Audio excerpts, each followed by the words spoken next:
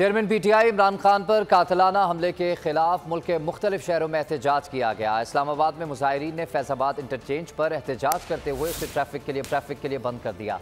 तहरीक इंसाफ ने आज भी 5 बजे से 8 बजे तक एहतजाज की कॉल दे रखी है।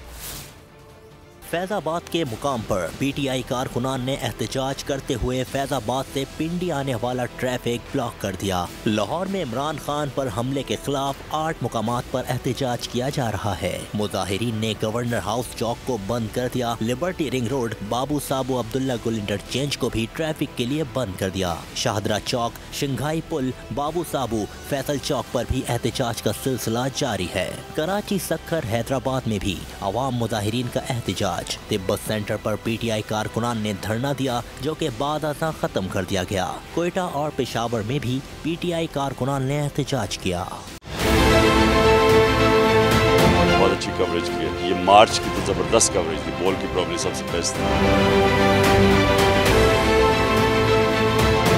सबसे ज्यादा रील्स और सबसे ज्यादा रेटिंग के साथ बोल रहा नंबर 1।